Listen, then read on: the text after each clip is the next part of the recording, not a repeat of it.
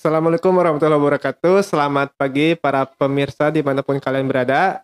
Jumpa kembali bersama kami Podcast SDS Dunia. Dan kali ini kita kedatangan tamu spesial yaitu Al Ustadz Dalan Sahlani selaku Kepala SD Sedunia. Selamat pagi Ustadz. Pagi. Alhamdulillah. Gimana Ustadz? Sehat? Alhamdulillah sehat-sehat. Ya, alhamdulillah ya. Meskipun memang cuaca yang kurang mendukung, lalu juga pandemi yang ternyata belum berakhir ya Ustadz ya. Yeah. Kasus Omikron ternyata melonjak kembali. Nah, tapi mudah-mudahan meskipun saat ini kondisi dan situasi tidak baik-baik saja, tapi mudah-mudahan itu tidak menyurutkan semangat kita dalam beraktivitas. Amin. Nah, para pemirsa sekalian, mungkin kalian kan penasaran ya, gimana sih proses pendirian SD Sedunia ini dari awal pendirian sampai bisa berdiri saat ini kan. Nah, itu kan pasti prosesnya panjang. Nah, di sini kita sudah kedatangan selain sebagai kepala sekolah SD Sedunia, beliau juga sebagai salah satu founding father SD Sedunia itu sendiri. Nah, alangkah abdolnya. Nah, lebih baik kita simak terlebih dahulu gimana sih proses pendirian SD Sedunia ini dari mulai awal sampai berdiri hingga hari ini. Ini Ustaz. Baik, bismillahirrahmanirrahim. Alhamdulillah pagi hari ini di Jumat Berkah, walaupun cuacanya mendung ya, tapi insya Allah tidak, hati kita tidak mendung walaupun di akhir bulan. Ya, tadi saya ditanya tentang bagaimana sih sejarah dari berdirinya SD Sedunia.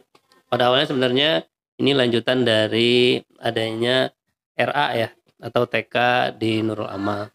Dan kami alhamdulillah punya orang tua yang luar biasa, punya semangat yang luar biasa ingin berdirinya pendidikan di Cileunyi ini. Oleh karena itu SD Sedunia berdiri di bawah Ormas Persatuan Islam. Jadi ini bukan milik individu ataupun milik yayasan, tetapi milik Ormas Persatuan Islam. Nah, orang tua kami yang ada di pimpinan cabang di Persatuan Islam yaitu banyak mensupport kami orang-orang muda. Jadi melihat potensi anak-anak muda yang berpendidikan dan juga berpengalaman, maka orang tua di PC Cileunyi ini berharap bukan hanya sampai tingkat taman kanak-kanak dan madrasah diniyah saja, tetapi juga kita ingin punya pesantren di wilayah Cileunyi. Nah, salah satu tahapannya itu adalah membuat SD. Nah, maka dari itu kami orang-orang muda bagaimana menerjemahkan keinginan para orang tua itu. Ada beberapa anak muda yang awalnya itu terlibat pendirian SD Sedunia. Yang pertama itu saya, yang kedua itu Ustadz Tatan, lalu juga Ustadz Fahmi yang sekarang Ketua Umum PP Pemuda, juga Ustadz David ya, itu beliau temannya Ustadz Fahmi juga kalau tidak salah. Lalu juga Ustadz Dede ya, sekarang jadi dosen di UIN.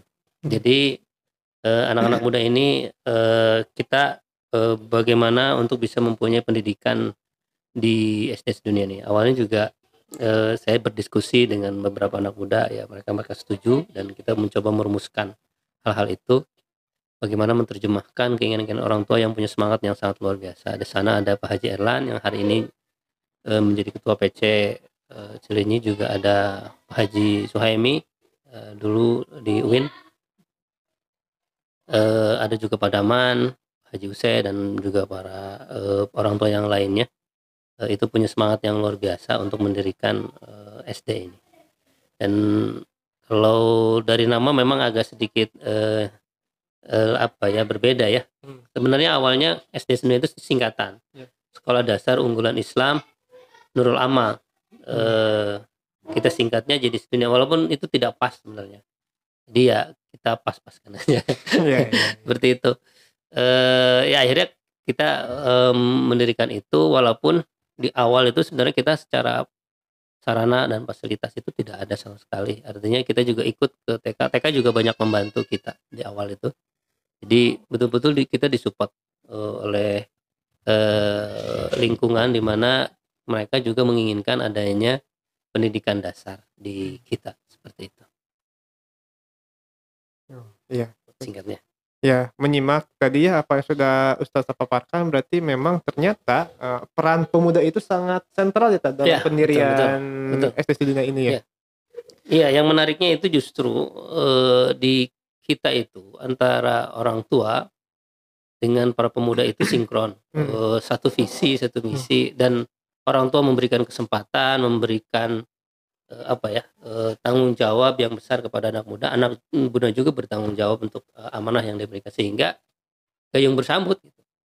Mohon maaf kalau misalnya mungkin di daerah-daerah lain juga tidak banyak yang seperti ini. Artinya bagaimana orang tua itu memberikan kesempatan. Nah, itu kan penting. Bagi anak muda itu diberikan kesempatan itu penting. Dan ketika diberikan kesempatan lalu kita sambut, alhamdulillah responnya semuanya luar biasa.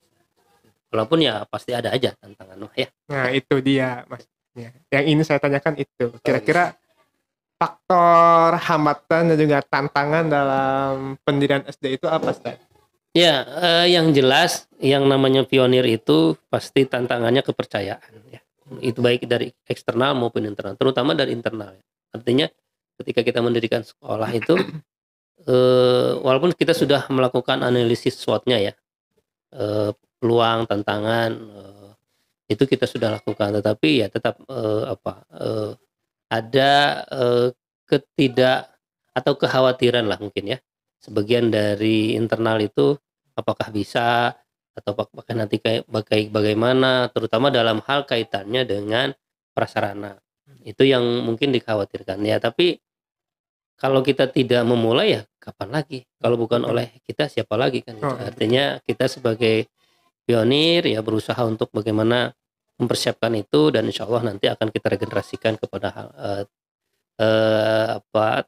adik-adik kita atau teman-teman kita yang lain di bawah kita seperti itu.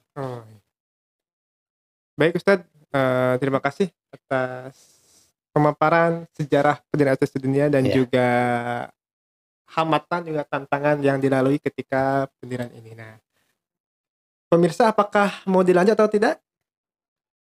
Oke, nantikan di episode kedua nanti. Terima kasih Ustadz sudah berkenan hadir di acara podcast hari ini. Nah, terima kasih kepada pemirsa yang sudah menyimak dari awal sampai akhir. Jangan lupa like, comment, dan subscribe. Nantikan di podcast selanjutnya. Assalamualaikum warahmatullahi wabarakatuh. Waalaikumsalam warahmatullahi wabarakatuh.